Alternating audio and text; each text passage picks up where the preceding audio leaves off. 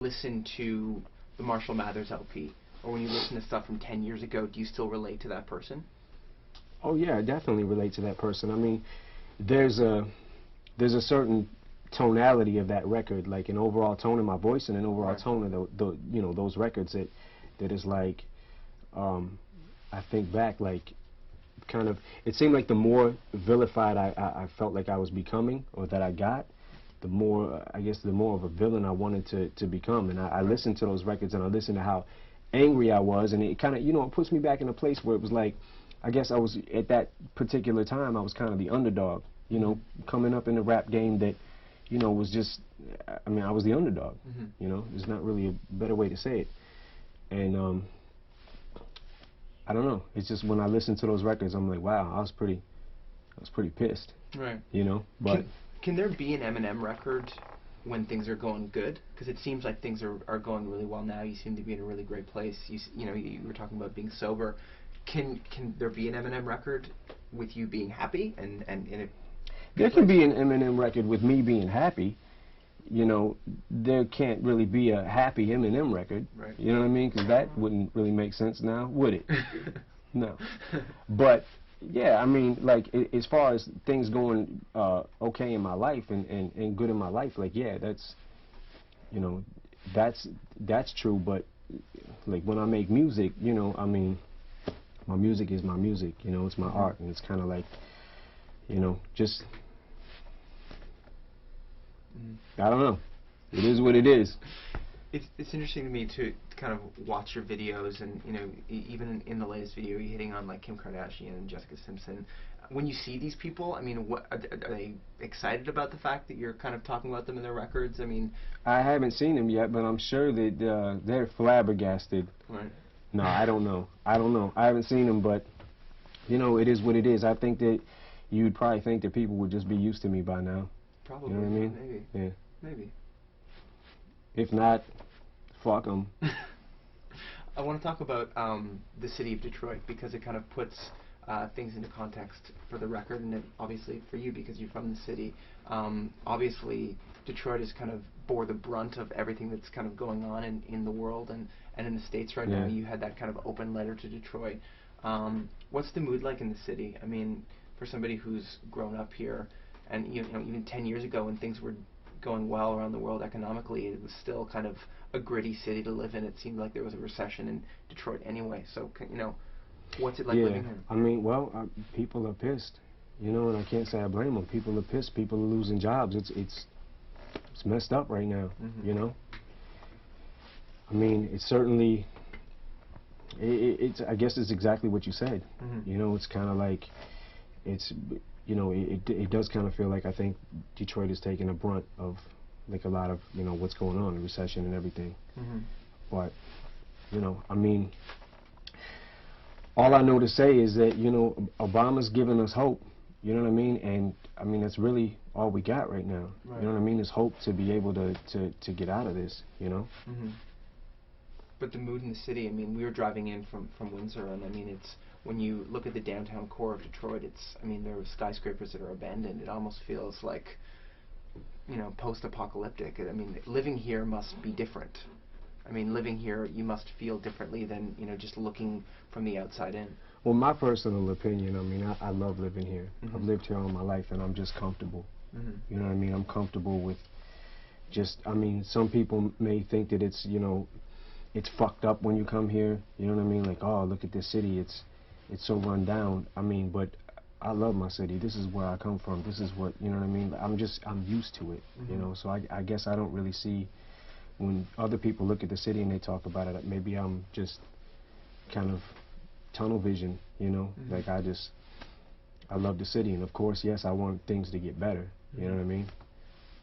But I want to talk about the friendship with T.I. at this point. I saw an interview online where he was talking about how you guys call each other and give each other advice. How did that friendship begin?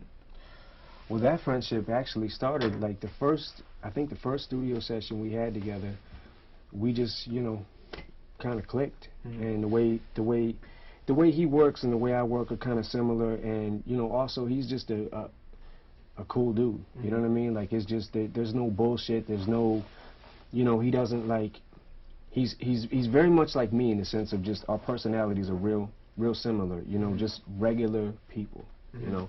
And that's kind of what I seen him as, and we just, you know, started shooting the shit and just developed a relationship through that and just exchanged numbers and, you know, been calling each other ever since to, like, you know, just talk or whatever, you know. And I know he's went through a lot, you know, in the past couple years too, so. Yeah.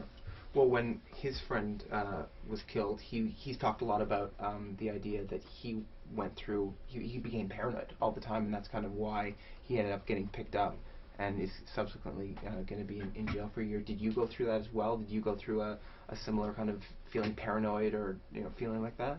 No, I didn't really go through that same feeling. I went through you know, just experiencing the loss was big enough for me. You know, me and T.I., like, especially at that time period, we're living two totally different worlds, you know what I mean, when it comes to that, in that sense. But, you know, I just felt, like, sad.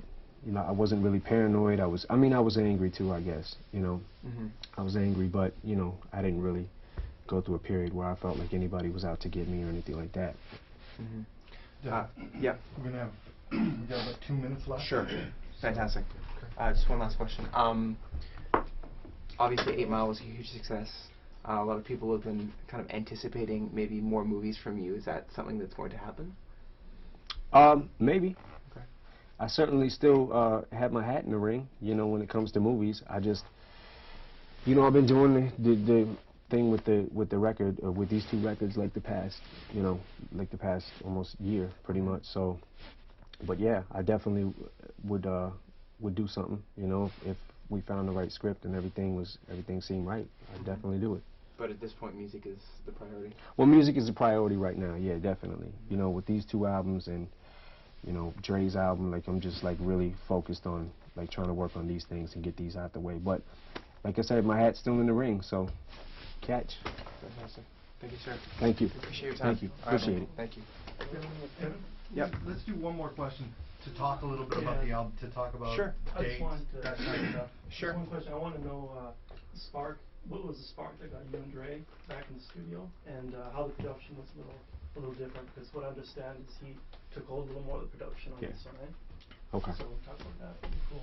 Yeah. I mean, go ahead. I mean, obviously, you talked about the idea that, you know, you might not ever make a record again. What got you back in the studio? Well, me and Dre actually, we had a trip planned to Florida, like last year, I think, like last June, or something like that, June, July. And we had planned a trip to get in the studio. Now, I had a pretty bad case of the writer's block, like the past, you know, 3 years before that. And it was, you know, I mean, not writer's block in the sense that I couldn't write anything, but writer's block in the sense of everything that I was writing was, you know, for me, I felt like it was just not up to par.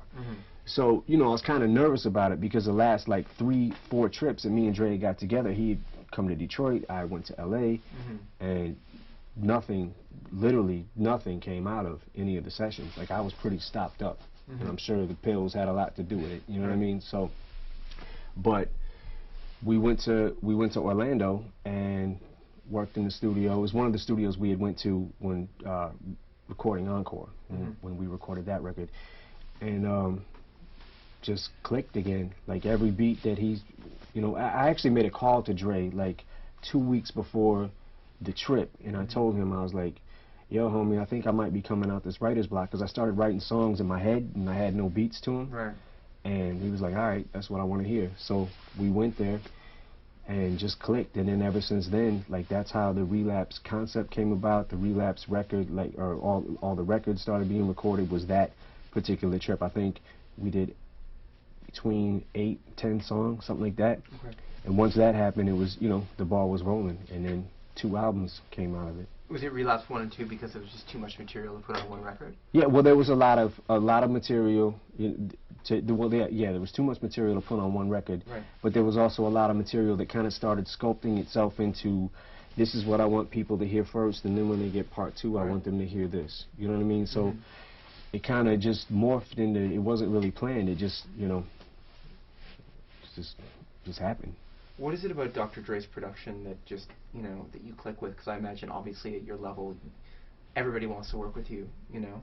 What is it about I guess, your synergy or the chemistry between the two of you that just works?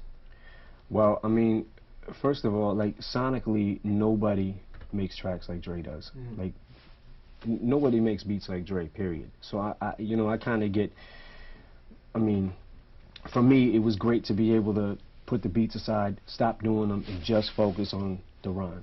You know what I mean? And every track that he was making just was like, caught my ear in a different way. And I mean, I think he was making like 12, 15 beats a day, and at least four or five of them off each CD I was writing songs to and coming back like the next day, next 2 days, and like, I got something to this, I got something to this. But you know, it's kind of like a kid in a candy store. I mean, me, I am, you know, I'm kind of spoiled by Dre beats right now, you know? It's like Christmas every day. Yeah, it's Christmas every day. Cool, man. Thank you very much for your time. Cool. Appreciate it. Thank you. All right, man. Cool. Keep this on. Oh, I get my sip of Diet Coke now. I've been a good boy.